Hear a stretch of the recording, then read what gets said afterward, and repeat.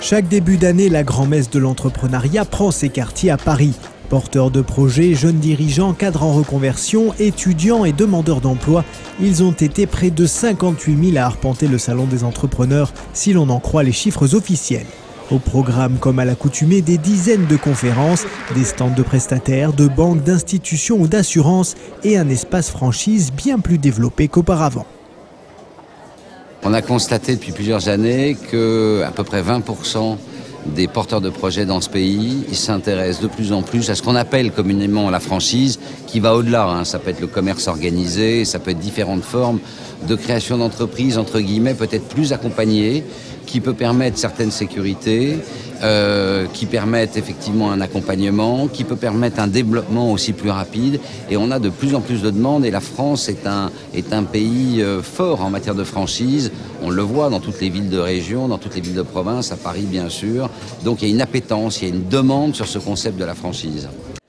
La franchise serait-elle le modèle de création de demain? C'est en tout cas l'un des messages forts de ce salon 2011. La France s'affirme de plus en plus comme une nation d'entrepreneurs et le commerce en réseau permet de limiter les risques en bénéficiant de l'expérience et de la notoriété d'une marque installée. Le franchiseur a par définition testé et réussi dans un concept, dans un métier, dans un concept. Le franchisé récupère le bénéfice de ce contre-versement de royalties, le bénéfice de cette expérience. Il y a une structuration qui fait que sur des produits ou des services, au-delà du commerce, puisque la franchise maintenant gagne des parts de marché sur les services aux entreprises, il y a une structuration qui fait une force de frappe en matière de communication, en matière de financement, en matière d'accompagnement, de marketing, de développement, qui fait que par rapport à celui ou à celle qui est complètement isolé, il peut y avoir plus de développement, en tout cas plus rapidement. Créer une entreprise, c'est jamais l'exercice le plus facile, il faut être très clair. Moi, je ne suis pas à faire rêver les gens qui veulent entreprendre, c'est un petit parcours du combattant quand même, mais il est évident qu'en s'appuyant sur des services mis en place, ça multiplie quand même le pourcentage de réussite, de taux de réussite. Et en plus, vous avez la possibilité toujours de profiter d'un regard extérieur. Et ça, souvent, l'entrepreneur, il est complètement isolé. Et il ne peut pas profiter de ce regard extérieur qui est extrêmement important, surtout dans les premières années de la création de l'entreprise, on le sait bien. Les centres commerciaux ne donnent plus de locaux à des gens qui ne sont pas sous une enseigne nationale. Donc ça rend obligatoire le passage par la franchise ou la coopérative. Ce qui fait qu'effectivement, les gens sont obligatoirement amenés à s'intéresser à ce processus de distribution.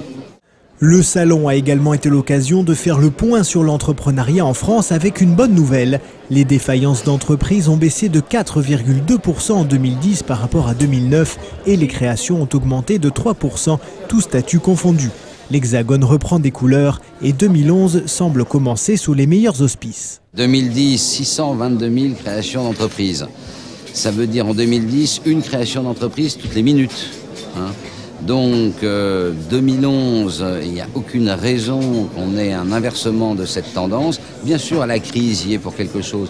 Mais vous savez, on a tendance et coutume de dire en France, ce qui est grave, c'est l'échec. Les anglo-saxons, ils disent ce qui est grave, c'est de ne pas essayer. Et finalement, peut-être que la culture française est un petit peu en train d'évoluer sur le plan socio-économique, j'ai envie de dire. Et les gens comprennent que dans le mot crise, d'ailleurs c'est dans l'idéogramme chinois, dans le mot crise, il y a une signification qui veut dire opportunité. Donc ça, les Français le comprennent maintenant. Les Français le comprennent, mais il reste encore beaucoup de chemin à parcourir. D'autant que l'effet auto-entrepreneur s'essouffle, autant de sociétés qui ne créeront pas d'emplois. Pour le secrétaire d'État au commerce, tout l'enjeu réside dans l'accompagnement des entreprises.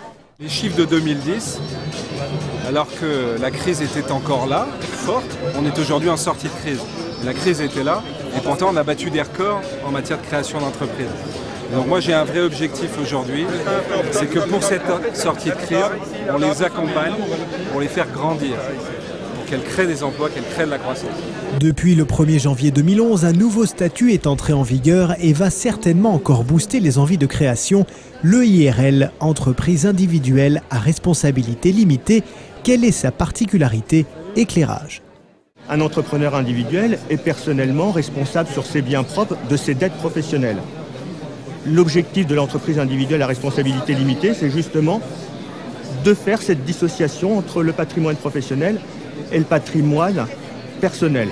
Pour autant, bien évidemment, que le patrimoine professionnel ait une certaine consistance, parce que si il était limité à 1 euro, il ne serait pas véritablement crédible au regard des créanciers professionnels qui exigeraient des garanties supplémentaires. Dorénavant, si vous créez et que vous échouez, votre patrimoine personnel sera épargné, du moins si vous choisissez le IRL. Finalement, entre la franchise, l'auto-entreprise et le IRL, tout a été mis en œuvre pour réduire l'impact d'une potentielle défaillance. Alors lancez-vous, car votre petite structure d'aujourd'hui fera sûrement les emplois de demain.